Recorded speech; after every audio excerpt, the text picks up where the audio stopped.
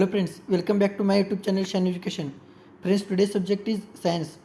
Friends आज से मैं जो क्लास 10 की साइंस सब्जेक्ट है उस पर वीडियो अपलोड करता रहूँगा और जो जब टॉपिक ख़त्म हो जाएगा उसके बाद जो भी एक्सरसाइज है उस पर भी मैं वीडियो डालूँगा। क्वेश्चन कैसे सॉल्व करना चाहिए, एग्जाम्पल कैसे सॉल्व करेंगे और जो भी हम डिस्कस करेंगे वो भी मैं टेलीग्राम पे जो मेरा चैनल है शाइन एजुकेशन उस पर मैं PDF दे दूँगा। तो आप मेरे वीडियो भी देख लीजिए और साथ ही साथ जो भी PDF आपको चाहिए वो टेलीग्राम चैनल पर जाकर आप PDF देख सकते हो। तो स्टार्ट करते हैं आज का टॉपिक ग्रेविटेशन। जो पहला टॉपिक है साइंस के जो फर्स्ट चैप्टर है महाराष्ट्र स्टेट बोर्ड में, उसमें जो पहला टॉपिक है वो है ग्रेविटेशन। उसके बारे में हम डिस्कस करेंगे। उस टॉपिक में कौन कौन सा पार्ट है, पहले ग्रेविटेशन क्या होता है, उसके बाद हम देखेंगे केप्लर्स लॉ क्या होता है, Newton inverse law of gravitation, acceleration due to gravitational force of the earth, free fall, escape velocity, ये इस टॉपिक में हम लर्न करेंगे। उसके बाद फ्रेंड्स जो भी एग्जांपल है वो भी हम डिस्कस करेंगे और जो एक्सरसाइज है वो भी हम सॉल्व करेंगे। तो स्टार्ट करते हैं आज का पहला पॉइंट ग्रेविटेशन। फ्रेंड्स आपने सभी ने सुना होगा कि क्लास 8 9 अभी तक आपने सुना कि ग्रेविटेशन किसने डिस्कवर किया है, उसका नाम है सर आइजैक न्यूटन। आपको ये स्टोरी आपने सुना होगा, नहीं सुना तो आप सुन लीजिए।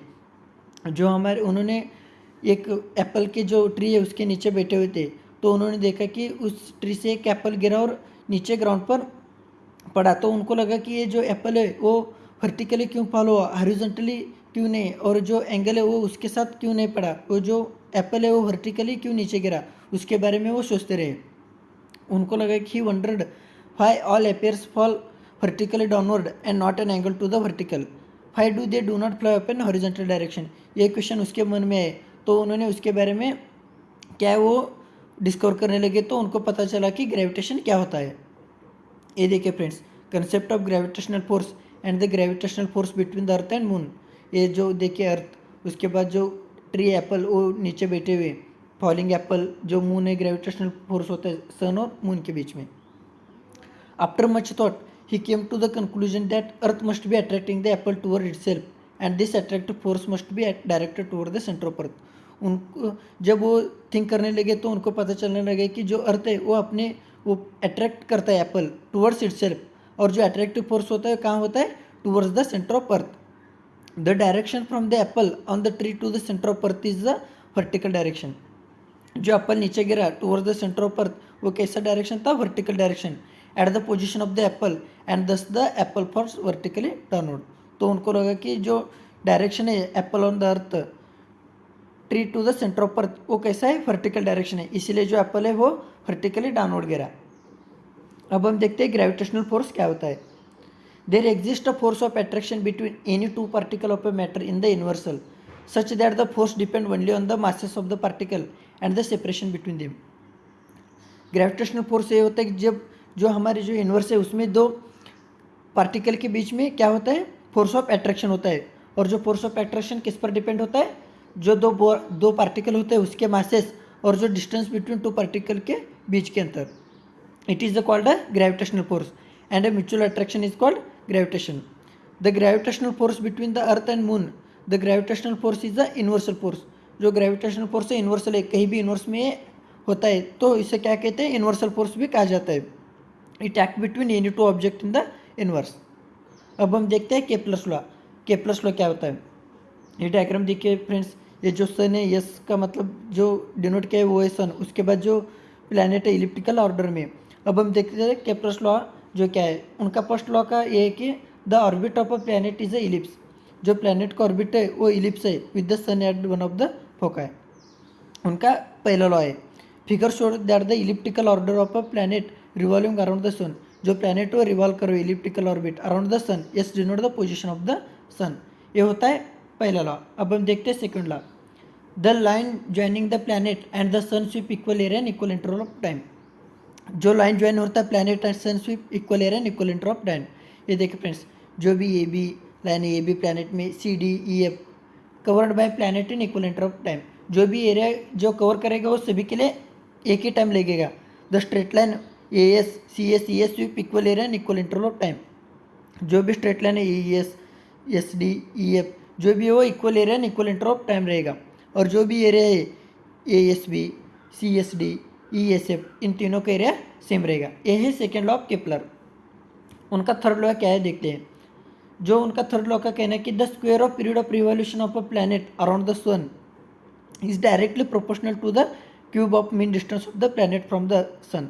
ये देखिए friends, T square is directly proportional to R cube. T का मतलब क्या है, पीरियड ऑफ अ रिवॉल्यूशन, और R is the average distance of planet from the sun. T square divided by R cube is equal to constant is equal to K. ये है Kepler's 3 law, first law, second law, third law. अब हम देखते हैं Newton's universal law of gravitation. Inverse law of gravitation क्या होता है।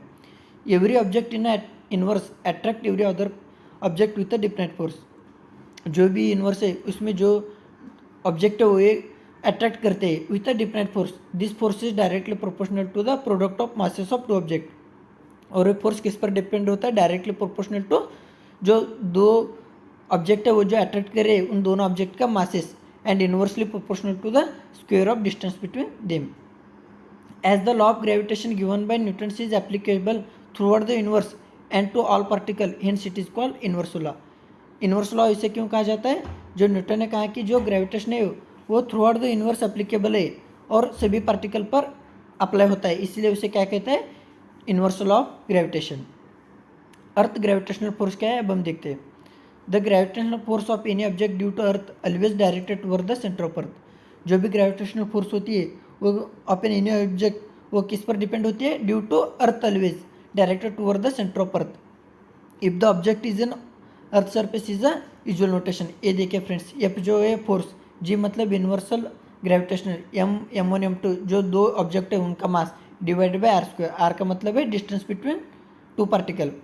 As the earth centre of mass is your centre, the gravitational force exerted by the earth on any object is always directed toward the centre of अर्थ।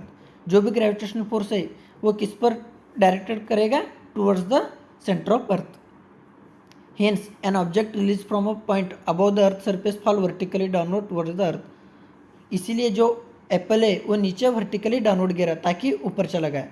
अब उसका reverse देखेंगे, कोई भी object आप vertical upward फेंकेंगे तो उसका velocity goes on decreasing due to earth gravitational force on the object. जब कोई भी आप बॉल या कोई भी ऊपर हवा में फेंक दीजिए तो कुछ समय बाद उसका वेलोसिटी डिक्रीज हो जाएगा और बाद में एक ऐसा स्टेज आएगा कि जो velocity of body become zero and later the body fall back to the earth, और जो भी बॉल है नीचे गिरेगा क्योंकि gravitational force of the earth. Thank you friends. हम ग्रेविटेशन में अब डिस्कस किए, क्या क्या डिस्कस किया, ग्रेविटेशन मतलब क्या होता है, केप्लर्स लॉ क्या है, universal gravitational force of earth क्या है।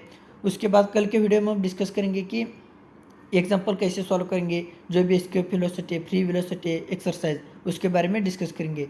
तो please subscribe my YouTube channel shine education. Thank you friends.